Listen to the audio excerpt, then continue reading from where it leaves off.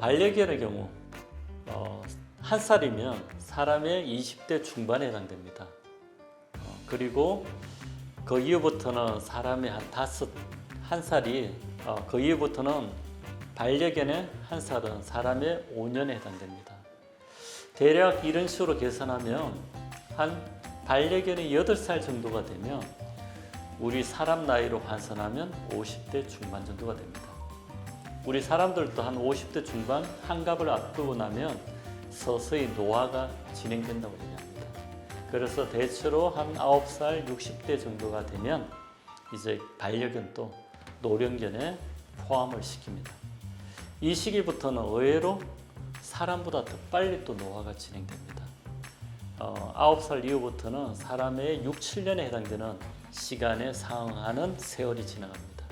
그래서 한 13살 정도가 되면 사람의 한 80대 정도, 15살 정도가 되면 사람의 백수에 해당되는 수명을 가진다고 예상하시면 됩니다.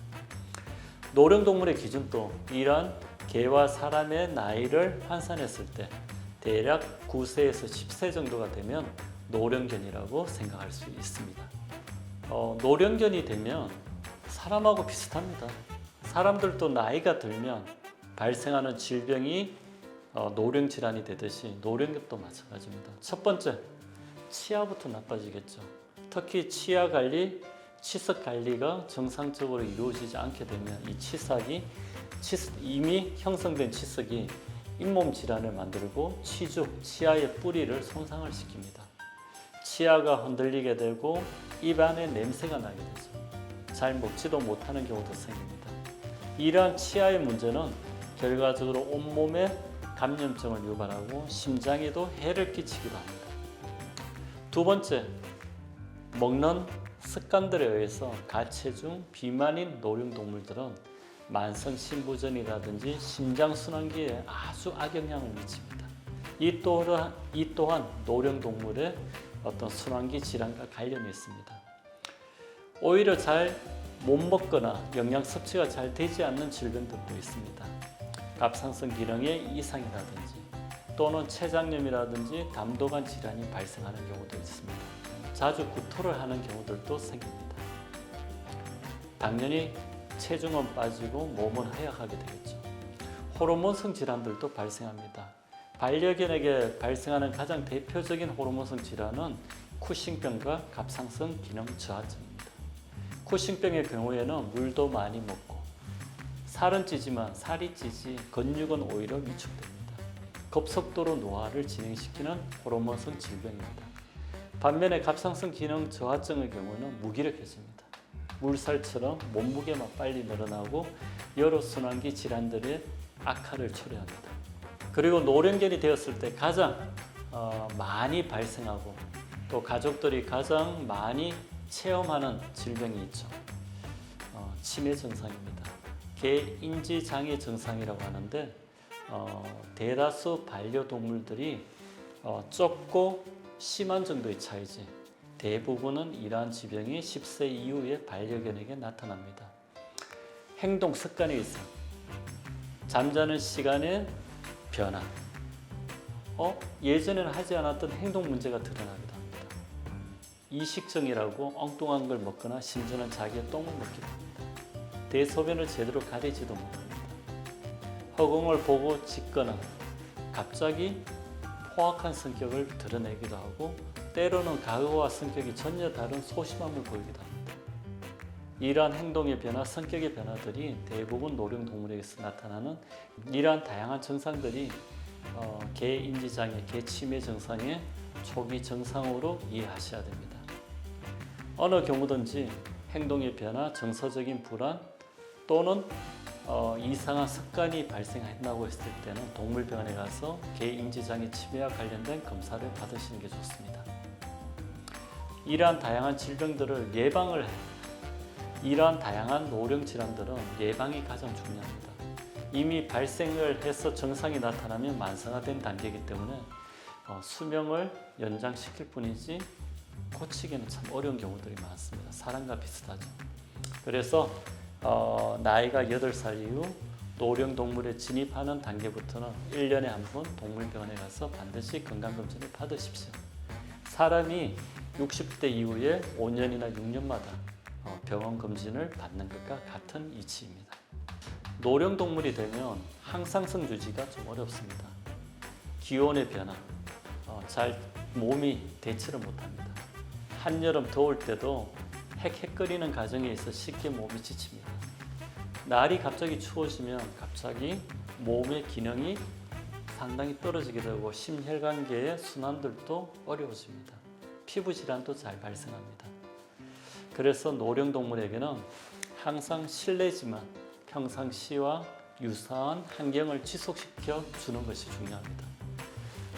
아침, 낮 기온차가 적게 유지를 해야 됩니다. 특히 한여름철 실내가 덥기 때문에 예전에는 잘 견뎠어요. 어디 차가운 데 바닥에 엎드려 있겠지 이런 생각으로 지내다 보면 갑자기 응급 상황이 발생한다고 합니다. 체온 조절을 못해서 고체온증이 오거나 갑자기 탈진 상태가 초래되는 경우도 많습니다.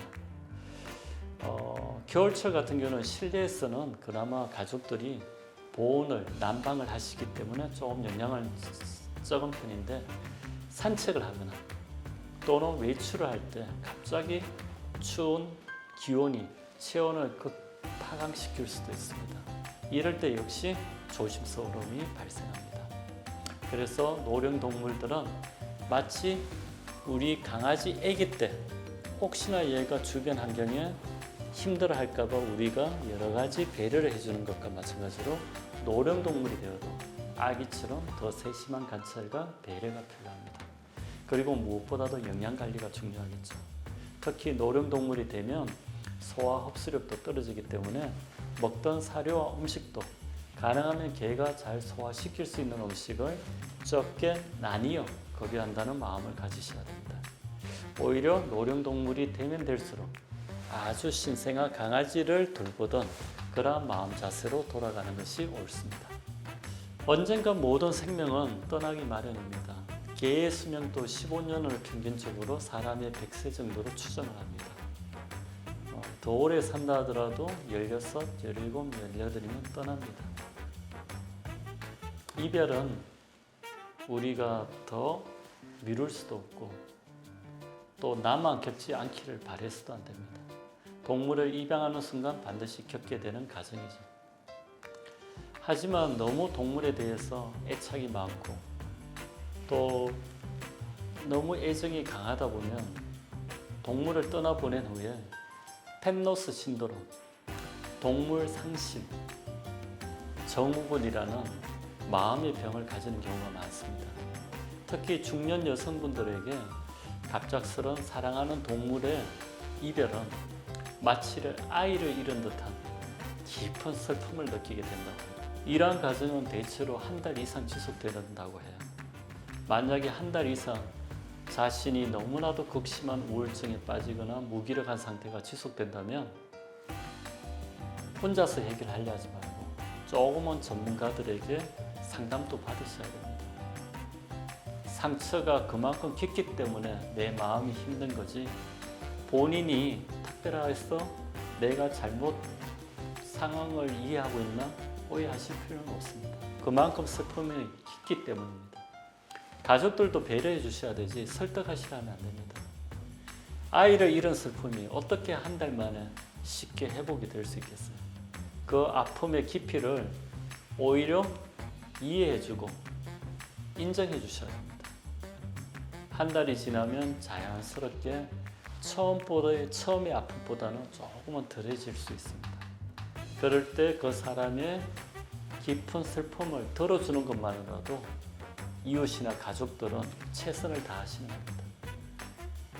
혹여 주변에 너무 그 슬픔의 기간들이 한 달 이상 오래 간다면 외부의 도움을 요청하셔야 됩니다. 보다 많은 경험을 가진 수의사와 상담도 하실 필요도 있고요. 또 정신과적인 전문의에게 상담을 토로할 수도 있습니다. 내 자신이 겪고 있는 이 슬픔을 얘기하는 자체로도 슬픔은 많이 가셔질 수 있습니다. 슬픔은 극복하는 게 아닙니다. 나누는 거죠. 주변 사람들이 해줄 역할도 그 슬픔을 덜어준다는 생각은